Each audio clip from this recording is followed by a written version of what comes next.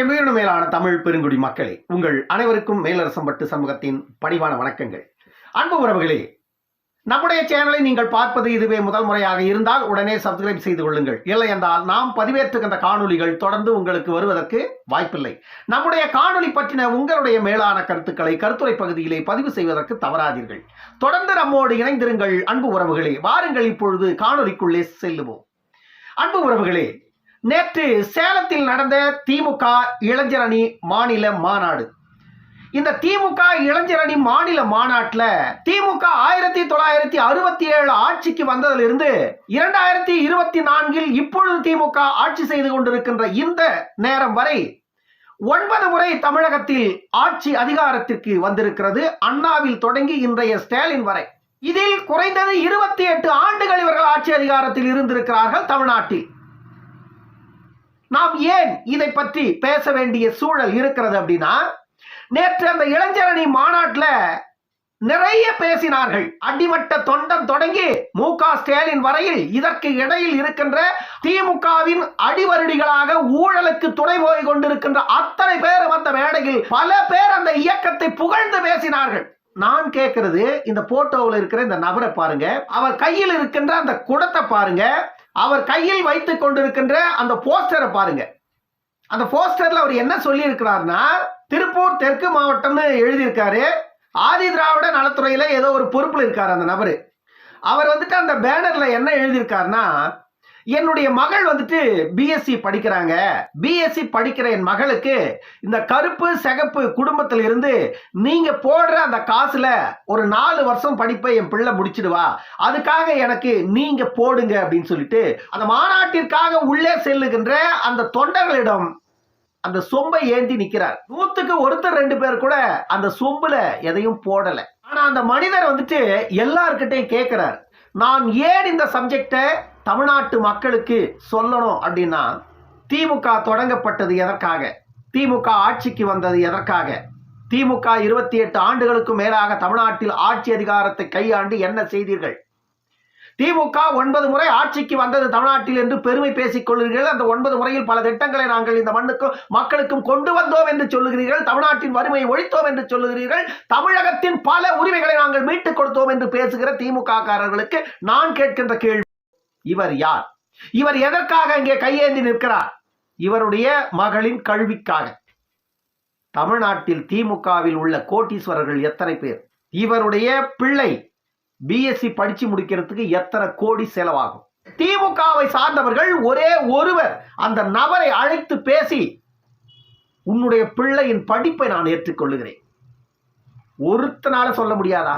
பிச்சை எடுத்துதான் அந்த மனிதர் தன்னுடைய பிள்ளையை படிக்க வைக்கணும்னா 28 ஆண்டுகள் 9 முறை நீங்கள் ஆட்சிக்கு வந்து தமிழகத்திற்கு நீங்கள் செய்தது என்ன?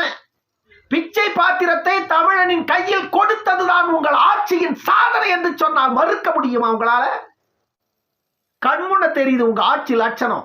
உங்க ஆட்சி லட்சணம் உங்களுடைய மாநாட்டு திடல்ல நிக்குது. உங்களுடைய ஆட்சியின் லட்சணம் உங்க மாநாட்டு வாசல்ல நிக்குது. இவ்வளவு பெரிய அநீதியை இந்த நாள் வரையில் மக்களுக்கு இழைத்து விட்டு மேடையில வாய்கிழிய பேசுறீங்களே, உங்களுக்கு எல்லாம் வெக்கம் இல்லையா? இதற்கு மேல மீண்டும் ஒருமுறை நீங்கள் ஆட்சி அதிகாரத்திற்கு வந்து என்னத்தை செய்ய போகிறீர்கள்? என்ன செய்துவிட முடியும் இதற்கு மேலும் உங்களால்? நாங்கள் வறுமையை ஒழித்து விட்டோம், ஏழை மக்களின் வாழ்வியலை மீட்டு கொடுத்து விட்டோம், பஞ்சத்தை பசியை ஒழித்து விட்டோம், கல்வி உரிமையை மீட்டு விட்டோம் என்றெல்லாம் பேசுகின்ற இந்த திமுகவின் அடிவருடிகளே, இது என்ன? உங்கள் மாநாட்டு திடலில் கையேந்தி நிற்கிறானே, இது என்ன? உங்கள் கட்சியின் தொண்டனே இந்த லட்சணத்தில் இருக்கும் பொழுது மற்றவர்களுக்கு நீங்கள் என்ன செய்து விட்டு இருக்க முடியும் உங்களா? இதற்கு மேல் நீங்கள் இன்னொரு முறை ஆட்சிக்கு வந்தால் என்ன செய்து விடுவீர்கள்? அவர் பெருமையா பேசுறாரு, கருப்பு சிகப்பு குடும்பத்திலிருந்து வாங்கிட்டு போய் அதை வச்சு என் பிள்ளைய நான் 4 வருஷத்துக்கு படிக்க வச்சிருவோம் அப்படின்னு அவர் சொல்றாரு. அவருக்கு அந்த கட்சி மேல இருக்கிற பற்று, அவருக்கு அந்த கட்சி மேல இருக்கிற பற்று, அதை தாண்டி அவருக்கு வேற ஒண்ணுமே தெரியல. இப்பொழுது அவருக்கு 50 வயதுக்கு மேல் இருக்கும். இந்த 50 ஆண்டுகளாக அந்த இயக்கத்திற்காக அவர் செருப்பை விட கேவலமா தேஞ்சிருப்பாரு. ஆனா அவருடைய குடும்பத்தில் இருக்கிற ஒரு பிள்ளைய படிக்க வைக்கிறதுக்கு கூட அவருக்கு பொருளாதார வசதி இல்லை. அந்த நிலையில் தான் தமிழ்நாட்டு மக்களின் வாழ்வியல் நிலையை இவர்கள் உயர்த்தி இருக்கிறார்கள் என்பதை சாமானிய மக்கள் உணர்ந்து கொள்ளுங்கள். திமுக தமிழ்நாட்டிற்கு மீண்டும் வேண்டுமா என்பதை மக்களான நீங்கள் தான் உணர்ந்து கொள்ள வேண்டும். நீங்கள் தான் தெளிவு பெற்று புரிந்து கொள்ள வேண்டும். திமுக மட்டும் தானா? அதிமுக மீண்டும் வேண்டுமா? இவர்கள் எல்லாம் எத்தனை கோடி ஊழல் செய்திருக்கிறார்கள், எத்தனை 1000 கோடிகளை செய்திருக்கிறார்கள். அந்த பிள்ளையின் படிப்புக்கு எத்தனை 100 கோடி தேவைப்படும்? 1 கோடி தேவைப்படுமா? சில லட்சங்கள் தேவைப்படும், அவ்வளவுதான். 4 ஆண்டுகள் பிஎஸ்சி கல்வியை முடித்துவிட்டு வெளியே வர வேண்டும் என்றால் ஆண்டுக்கு ஒரு 2 to 3 லட்சம் தேவைப்படலாம். குறைந்தது 4 ஆண்டுகள் என்றாலும் கூட ஒரு 10 லட்சத்திலிருந்து ஒரு 15 லட்சத்திற்கு உள்ளாகத்தான் தேவைப்படும்.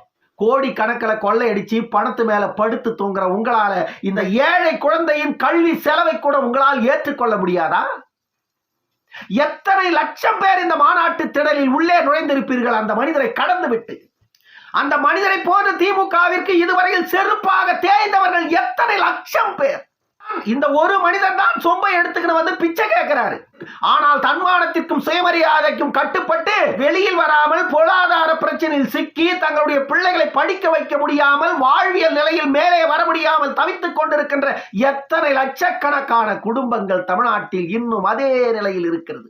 திமுக 1967 ஆட்சிக்கு வந்து இதுவரையில் 55 ஆண்டுகள் திராவிட கட்சிகள் தமிழ்நாட்டில் அதிகாரத்தை கையில் வைத்துக் கொண்டிருக்கிறதே. தமிழ்நாட்டின் கல்வி நிலையை மாற்ற முடிந்ததா உங்களால்?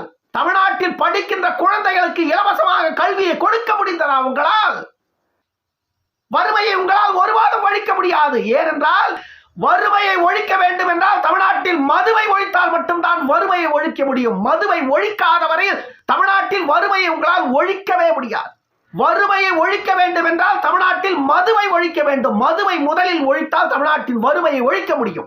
இது ஆட்சியாளர்களுக்கு தெரியாதா என்றால் கண்டிப்பாக தெரியும்.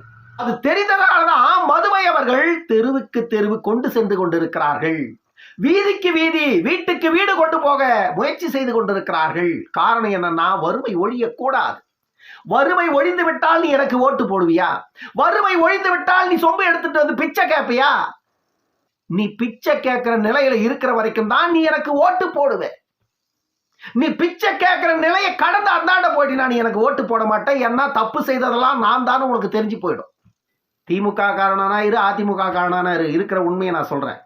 தெரிஞ்சுக்கிட்டா புரிஞ்சுக்கிட்டா திருந்தி வெளியே வா. தமிழ்நாட்டின் தேவை யாருன்னு பாரு. டாக்டர் அன்புமணி ராமதாஸ் அவர்கள் 2016 சட்டமன்ற தேர்தலின் போது நான் ஆட்சிக்கு வந்தால் தமிழகத்தில் கல்வியும் சுகாதாரமும் முற்றிலுமாக இலவசமாக தரப்படும் என்று சொன்னார். யாருன்னா ஓட்டு போட்டீங்களா? 10 ஆண்டுகள் ஆட்சி அதிகாரத்தில் இல்லாமல் இருந்தது திமுக. சுரண்டத்துக்கு வழி இல்ல, சுரண்டத்துக்கு வழி இல்ல, திருட ஆரம்பிச்சான். 10 ஆண்டுகள் ஜெயலலிதா தொடர்ந்து அதிகாரத்தை கைப்பற்றி வைத்துக் கொண்டிருந்தார். அதிமுக காரெல்லாம் கொழுத்து போயிட்டான். திருடி திருடி திருடி எங்களுக்கு திருடத்துக்கு வழி இல்லையேன்னு சொல்லிட்டு திமுக கார கதறிட்டு 10 ஆண்டுகளாக எங்களால் பொறுக்க முடியவில்லை, இந்த முறையும் நாங்கள் ஆட்சிக்கு வரவில்லை என்றால் எங்கள் நிலை என்னவென்று கெஞ்சினார்கள் மக்கள் கிட்ட போயிட்டு. ஆனா நீங்க ஏமாந்து அவங்களுக்கு மீண்டும் ஓட்டை போட்டு வச்சாம்பாத்தியா உங்களுக்கு திரும்ப ஆப்ப.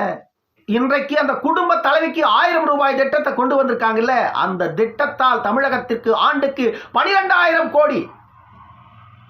நீங்க கேட்டீங்களா? நீங்க கேட்டீங்களா? உன்னுடைய குடும்பத்தில் உள்ள உன் கணவனையும் உன் மகனையும் உன் மருமகனையும் உங்களுடைய குடும்ப உறுப்பினர்களை சாராய கடைக்கு அவங்க கூப்பிடாத இருந்தா ஆயிரக்கணக்கான பணம் மாதந்தோறும், லட்சக்கணக்கான பணம் ஆண்டுதோறும் உங்க கையில இருக்கும். அவன் கொடுக்கிற 1000 எந்த மூளைக்கு எதுக்கு வேண்டும்? அந்த 1000 கொடுக்கிறோம் என்று சொல்லி உன் குடும்ப உறுப்பினர்களின் உழைப்பை சாராய கடை மூலமா லட்சக்கணக்கு ஆண்டுதோறும் பறித்து கொண்டிருக்கிறார்கள். உங்கள் வாழ்வியலை குடித்துக் கொண்டிருக்கிறார்கள். ஒரு திமுகவின் தொண்டை தமிழ்நாட்டில் சாமானிய குடிமகன், என்னுடைய பிள்ளைய படிக்க வைக்க முடியல, எனக்கு பொருளாதார பிரச்சனை, ஆனா என் பிள்ளைய படிக்க வச்சு ஆகணும் அப்படின்னு சொல்லிட்டு ஒரு சாமானிய குடிமகன், இவ்வளவு பேர் நீங்க மாநாட்டுக்கு வரீங்க, எங்களுக்கு கொஞ்சம் பொருள் உதவி செய்யுங்க, பண உதவி செய்யுங்க, என் குழந்தைய நான் படிக்க வைக்கணும் அப்படின்னு சொல்லி ஒரு சாதாரண மனிதர், அரசியல் கட்சியும் சாராத ஒரு மனிதர் அந்த இடத்துல உதவி கேட்டிருந்தா அது வேற விஷயம், அது வேற விஷயம். ஆனா உங்களுடைய கட்சிக்காக பல ஆண்டுகளாக செருப்பை விட கேவலமா தேய்ந்து போன ஒரு மனிதன், அவருடைய வீட்டு பிள்ளைய பிஎஸ்சி படிக்க வைக்கிறதுக்கு எத்தனை கோடிடா செலவாகும்? இன்னைக்கு எத்தனை லட்சம் செலவாயிடும்? திமுகவில் கோடி கோடியா கொள்ளையடிச்சு கோடி மேல படுத்து தூங்குறீங்களே கேடி பயலுங்க. அந்த பிள்ளைக்கான கல்வி கடனை ஏற்றுக்கொண்டு அந்த பிள்ளையை உங்களால படிக்க வச்சிருக்க முடியாதா? ஒருத்த முன் வந்து பிள்ளையின் கல்வி செலவை நான் ஏற்றுக்கொள்ளுகிறேன் என்று ஒருத்தன் சொல்லி இருக்க முடியாதா உங்களால? அந்த திமுகவின் தொண்டை சொம்ப வச்சுக்கிட்டு பிச்சை எடுக்கிறான். அதுல பிச்சை போடுறீங்களாடா? வெக்கம் இல்லையாடா உங்களுக்கு? தமிழக மக்களே புரிந்து கொள்ளுங்கள், திமுக என்பது ஒரு திருடர் கூட்டம். அண்ணாவின் திமுக மண்ணுரிமை, மக்கள் உரிமை, சுயமரியாதை காப்பதற்கு தொடங்கப்பட்டது. அவர் ஆட்சி அதிகாரத்திற்கு வந்ததின் நோக்கமே அதுதான். ஆனால் அத்தனையும் அண்ணாவோடு முடிந்து போனது. இன்று இருக்கின்ற திமுக என்பது திருடர் கூட்டம் என்றால் பொய்யல்ல, அதுதான் 100% உண்மை. நாம் நடந்து செல்லுகின்ற பாதையில் ஒவ்வொரு நாளும் அதற்கான தடங்களைத்தான் நாம் கடந்து சென்று கொண்டிருக்கிறோம். அதில் ஒன்றுதான் இது. கடந்து சென்று விடலாமா? அறியாத மக்களுக்கு நாம் கொண்டு செல்லவில்லை என்றால் இன்னும் எத்தனை தலைமுறைகள் இந்த திருடர்களிடம் சிக்கி சீரழிய வேண்டும்? மக்களை மீட்க வேண்டிய கடமை, தீமையில் சிக்கிக் கொள்ளாமல் அடுத்த தலைமுறை பிள்ளைகளை காப்பாற்ற வேண்டிய கடமை ஒவ்வொரு தமிழ் குடிமகனுக்கும் உண்டு. இன்றைய சூழ்நிலையில் தமிழ்நாட்டின் தலையெழுத்தை மாற்றி எழுதுகின்ற வல்லமை கொண்ட ஒரே ஒரு தலைவர் தமிழ்நாட்டில் டாக்டர் அன்புமணியை தவிர்த்து உங்களால் யாரையும் கண்டெடுக்க முடியாது. எதிர்கால தலைமுறைகளுக்கான ஒரு தூய்மையான தலைவர் மருத்துவர் அன்புமணி ராமதாஸின் கைக்கு ஆட்சி அதிகாரம் ஒரு நாள் தமிழகத்தில் வந்தால் தமிழகத்தில் உள்ள குடும்பங்கள் கோவிலாக மாறும். அன்பு உறவுகளே, அதை மட்டும் முதலில் நினைவில் வைத்துக் கொள்ளுங்கள். இன்று குடும்பங்கள் எல்லாம் சிதைந்து சாராய கடையின் முன் சீரழிந்து கிடக்கிறது. சாராய கடை என்று ஒன்று தமிழகத்தில் இல்லாமல் போனால் குடும்பங்கள் கோவிலாக மாறிவிடும். இது மருத்துவர் அன்புமணியை தாண்டி வேற யாராலையும் செய்ய முடியாது. இன்னொரு காணொலியில் சந்திக்கும் வரை உங்களிடமிருந்து விடைபெற்றுக் கொள்வது மேலரசம்பட்டு சண்முகம். நன்றி, வணக்கம் அன்பு உறவுகளே.